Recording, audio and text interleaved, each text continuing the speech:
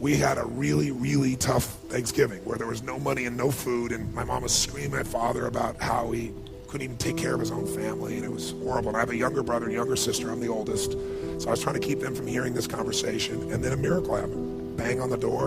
I'm the oldest. They're screaming at him. So I go answer the door. And I answer the door, and standing there is this giant man. It was this little boy. And he's holding this huge box of food. And beside him on the ground was a black pot with an uncooked turkey in it. And he said, "Is your father home?"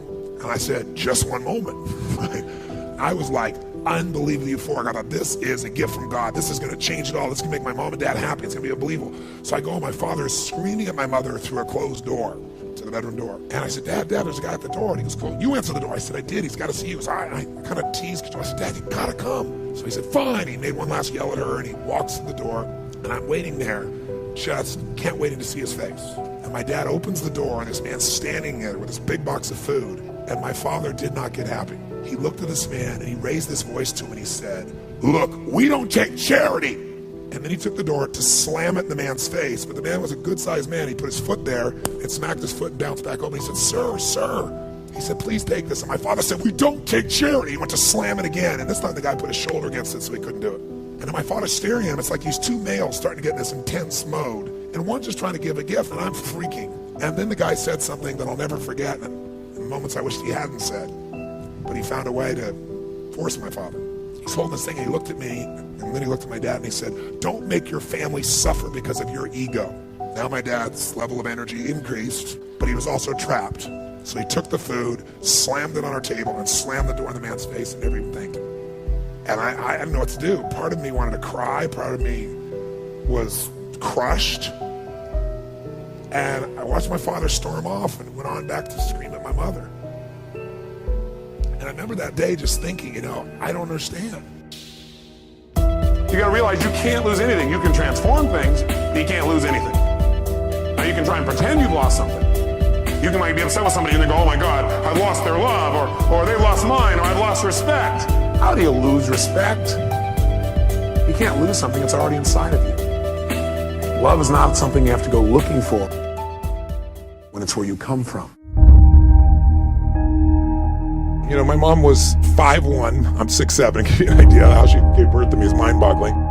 She loved the attention she got partying or dancing, but she would never go to the grocery store. I did that every day of my life. I went on my bicycle to the grocery store, made the meal. She never came out of this room. We lived in a 1,200 square foot house, and my forefathers all lived in the living room at different times. She was a very powerful and intense lady. But, again, I'm not saying this to be positive, it's just really true. Everything in my life has come from all those things that are there, all the drives. Now I could have just beat myself up or felt sorry for myself, but fortunately I didn't do that.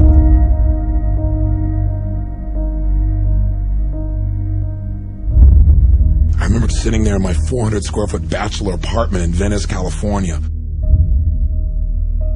all alone and crying.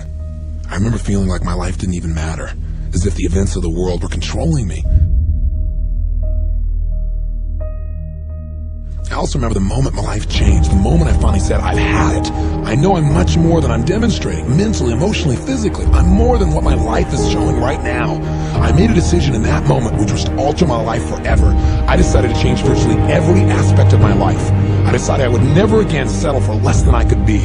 Who would have guessed that this decision would bring me to such an incredible moment now? I know I'll never forget the day that really hit me that I was truly living my dream. I was flying my jet helicopter from a business meeting in Los Angeles, traveling to Orange County on the way to one of my seminars. And as I flew over the city of Glendale, California, I suddenly recognized a large building. And I stopped the helicopter and hovered above it. And as I looked down, I realized this is the building that I'd worked in as a janitor a mere 12 years ago. In those days, I've been concerned about whether my 1960 Volkswagen would hang together for the 30-minute trip to work. My life had been focused on how am I going to survive. I felt alone and I felt fearful. But that day, as I hovered there in the sky, I thought, what a difference a decade can make. I did have a dream back then, but at the time it seemed like it would never be realized. Today, though, I've really come to believe that all my past failures, all my frustrations were actually just laying the foundation for the understandings that have created the new level of living I now enjoy.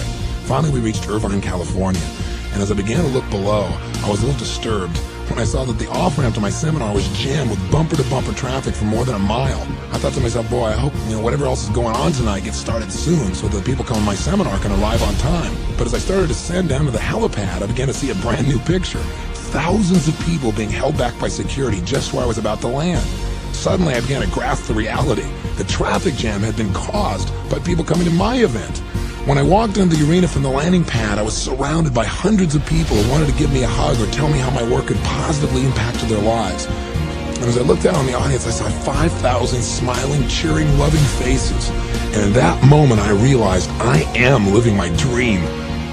No matter how bad your life is, the first thing you should do is to help somebody else who's worse off, because it'll put everything in perspective. I don't care how bad it is. You're missing a leg. You've lost your job.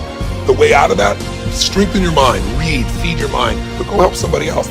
I feed 2 million people a year because somebody fed my family when I was 11 years old, and that drive just doesn't go away. Everybody wants to change, but nobody wants to work out. Everybody wants muscle, but nobody wants to train. We don't realize that the process of training ourselves, the process of conditioning ourselves actually feels incredible. Once you get that initial momentum, you got to decide you're going to commit to mastery. The only thing that's going to make you happy, my friend, in this year or any other, is to step up.